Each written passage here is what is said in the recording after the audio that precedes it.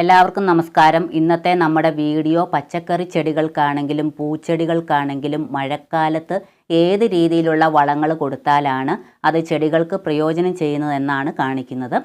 വേനൽക്കാലത്ത് ഏറ്റവും നല്ലത് ദ്രാവക രൂപത്തിലുള്ളത്, അതായത് സ്ലറി രൂപത്തിലുള്ള വളങ്ങളാണ് ഏറ്റവും നല്ലത്. അത് പെട്ടെന്ന് തന്നെ ചെടികൾ വലിച്ചെടുക്കുകയും നല്ല വിളവ് കിട്ടുകയും ചെയ്യും. എന്നാൽ മഴക്കാല സമയത്ത് നമ്മൾ ഒരു കാരണവശാലും ലിക്വിഡ് രൂപത്തിലുള്ള വളങ്ങൾ ഒഴിച്ചു കൊടുക്കരുത്. കാരണം ഓരോ പ്രാവശ്യവും മഴ പെയ്യുമ്പോൾ നമ്മൾ ഒഴിച്ചു കൊടുക്കുന്ന വളവും കൂടി ഒഴുകിപ്പോകും. അതുകൊണ്ട് മഴക്കാല സമയത്ത് ഖരരൂപത്തിലുള്ളത്, അതായത് പൊടി രൂപത്തിലുള്ള വളങ്ങളാണ് കൂടുതൽ നല്ലത്. അതിനായിട്ട് ഞാനിവിടെ കുറച്ച് മണ്ണും കമ്പോസ്റ്റും എടുത്തിട്ടുണ്ട്. ഇനി ഇതിലേക്ക് 2 ചിരട്ട ചാരവും കൂടി ചേർത്ത് കൊടുക്കാം. ചാരത്തിൽ പൊട്ടാസ്യം കൂടുതലുള്ളത് കൊണ്ട് നന്നായിട്ട് പൂക്കാനും കായ്ക്കാനും സഹായിക്കും. കൂടാതെ നല്ലൊരു പെസ്റ്റിസൈഡ് കൂടിയാണ് ചാരം. മഴക്കാലത്ത് ചെടികൾക്ക് രോഗബാധകൾ കുറവാണെങ്കിലും ഏതെങ്കിലും തരത്തിലുള്ള കീടബാധകളൊക്കെ ഉണ്ടെങ്കിൽ കുറച്ച് ചാരം എടുത്ത് നമുക്ക് നേരിട്ട് ഇലകളിലും ചുവട്ടിലുമൊക്കെ ഇട്ട് കൊടുക്കാം. ഇത് നമ്മുടെ വീട്ടിൽ തയ്യാറാക്കിയ NPK വളമാണ്. ഈ NPK വളം ഉണ്ടെങ്കിൽ മാത്രം ചേർത്താൽ മതി. ഇത് നമുക്ക് വർഷങ്ങളോളം സൂക്ഷിച്ച് വെക്കാവുന്ന വളമാണ്. നമ്മുടെ വീട്ടിൽ വെറുതെ കളയുന്ന സാധനങ്ങൾ വെച്ചാണ് ഇത് തയ്യാറാക്കുന്നത്. പക്ഷേ ഈ ഒരു വളം നമ്മൾ ഇട്ട് കൊടുത്തിട്ടുണ്ടെങ്കിൽ ചെടികൾക്ക് വേണ്ട എല്ലാ പ്രാഥമിക മൂലകങ്ങളും ഈ വളത്തിലുണ്ട്. ഇത് നമുക്ക് നേരിട്ട് 15 ദിവസം കൂടുമ്പോഴോ മാസത്തിലൊരിക്കലോ 1 ടേബിൾ സ്പൂൺ വീതം ചെടികളുടെ ചുവട്ടിലിട്ട് കൊടുത്താൽ പച്ചക്കറി ചെടികളിലും പൂച്ചെടികളിലുമൊക്കെ ധാരാളം പൂക്കളും കായ്കളും ഉണ്ടാകും. കൂടാതെ ചെടികളിൽ നൈട്രജൻ്റെയും കാൽസ്യത്തിൻ്റെയും കുറവ് മൂലമുണ്ടാകുന്ന മഞ്ഞളിപ്പും കുരുടിപ്പും ഒക്കെ മാറാനും വരാതിരിക്കാനും ഇത് വളരെ നല്ല NPK വളമാണ്. ഇതുപോലത്തെ വളങ്ങൾ ഉണ്ടാക്കി വെച്ചാൽ ദീർഘനാൾ കേടുകൂടാതെ ഇരിക്കുകയും ചെയ്യും. കൂടാതെ നമുക്ക് ചെടികൾക്ക് ഇട്ട് കൊടുക്കാനും എളുപ്പമാണ്. ഈ NPK വളത്തിൻ്റെ ലിങ്ക് ഡിസ്ക്രിപ്ഷൻ ബോക്സിലും എൻ്റെ സ്ക്രീനിലും കൊടുത്തേക്കാം. ഞാനിവിടെ 5 ടേബിൾ സ്പൂൺ NPK വളം ചേർത്തിട്ടുണ്ട്. ഇത് ഓർഗാനിക് വളമായതുകൊണ്ട് ഇതിൻ്റെ അളവ് കുറച്ച് കൂടിയാലും കുഴപ്പമൊന്നുമില്ല.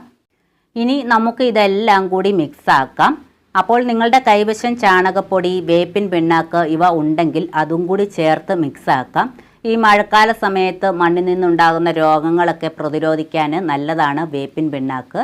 അതിനു പകരമായിട്ട് ഞാനിവിടെ കുറച്ച് ശീമക്കൊന്നയുടെ ഇല ചുവട്ടിലിട്ട് കൊടുത്തതിന് ശേഷം അതിന് മീതെ നമ്മൾ മിക്സാക്കിയ ഈ വളം ഇട്ട് കൊടുക്കും. ശീമക്കൊന്നയുടെ ഇലയിൽ നൈട്രജൻ കണ്ടൻറ്റ് കൂടുതലുണ്ട്. കൂടാതെ നല്ലൊരു പെസ്റ്റിസൈഡ് കൂടിയാണ്. ഇനി നമ്മൾ വളം ഇടുന്നതിന് മുമ്പ് ചെടിയുടെ ചുവട് ഇളക്കി കൊടുത്തതിന് ശേഷം ഞാനിവിടെ കുറച്ച് ശീമക്കൊന്നയുടെ ഇല ഇട്ട് കൊടുക്കുന്നുണ്ട്. അതിനു മീതെ ഈ വളം ഇട്ട് കൊടുക്കാം. ഇങ്ങനെ നമുക്ക് എല്ലാ തരത്തിലുള്ള ചെടികൾക്കും മഴക്കാലത്ത് ഇതുപോലെ ചെയ്തു കൊടുക്കാം. അതുപോലെ മഴക്കാലത്ത് നല്ല നീർവാഴ്ചയുണ്ടെന്ന് ഉറപ്പുവരുത്തണം. ഗ്രോ ബാഗോ ബക്കറ്റോ ഒക്കെ ആണെങ്കിൽ അതിൻ്റെ ഹോൾസൊക്കെ ഒന്ന് കുത്തിക്കൊടുത്ത് ക്ലീൻ ചെയ്യുക. അതുപോലെ മഴക്കാലത്ത് ഏറ്റവും നല്ലത് ഇതുപോലത്തെ കുപ്പിയിൽ അടുക്കള വേസ്റ്റ് ഇട്ട് കൊടുക്കുന്നതാണ് നല്ലത്. നേരെ മറിച്ച് വേനൽക്കാലത്താണെങ്കിൽ കഞ്ഞിവെള്ളത്തിലോ അല്ലെങ്കിൽ വെള്ളത്തിലോ ഒക്കെ ഈ പച്ചക്കറി വേസ്റ്റൊക്കെ ഇട്ട് പുളിപ്പിച്ചൊഴിച്ചാൽ പെട്ടെന്ന് തന്നെ നല്ല റിസൾട്ട് കിട്ടുന്നതായിരിക്കും. എന്നാൽ മഴക്കാലത്ത് ഡെയിലി വരുന്ന നമ്മുടെ പച്ചക്കറി വേസ്റ്റ്, തേയിലച്ചണ്ടി, മുട്ടയുടെ തോട്, പഴത്തൊലി ഒക്കെ ഇതുപോലെ 1-2 കുപ്പി വീതം ഓരോ ചെടികളുടെയും ചുവട്ടിൽ വെച്ച് കൊടുത്തതിന് ശേഷം ഇട്ട് കൊടുത്താൽ മതി. അല്ലെങ്കിൽ ചെടിയുടെ ചുവട്ടിൽ നിന്ന് അല്പം മാറി മണ്ണ് മാറ്റിയതിന് ശേഷം അടുക്കള വേസ്റ്റ് കുറേശ്ശെ ഇട്ട് കൊടുത്തതിന് ശേഷം നന്നായിട്ട് മണ്ണിട്ട് മൂടിക്കൊടുക്കാം.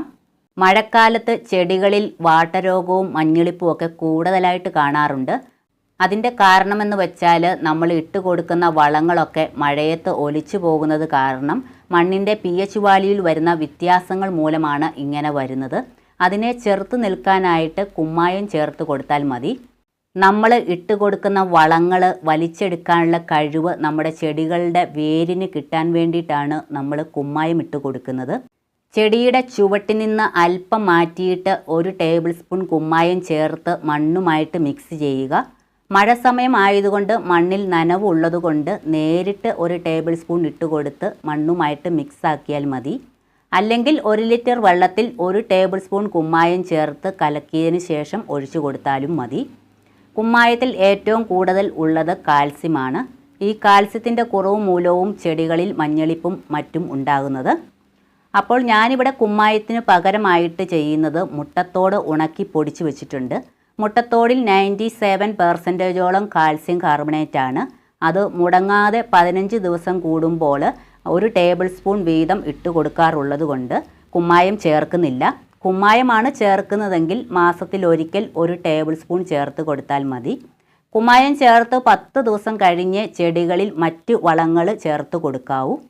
ഇങ്ങനെ വളങ്ങൾ ചേർത്ത് കൊടുത്തിട്ടുണ്ടെങ്കിൽ ചെടികളുടെ വേരുകൾ പെട്ടെന്ന് വളങ്ങൾ വലിച്ചെടുക്കുകയും നല്ല ആരോഗ്യത്തോടെ ചെടികൾ തഴച്ചു വളരുന്നത് കാണാൻ സാധിക്കും.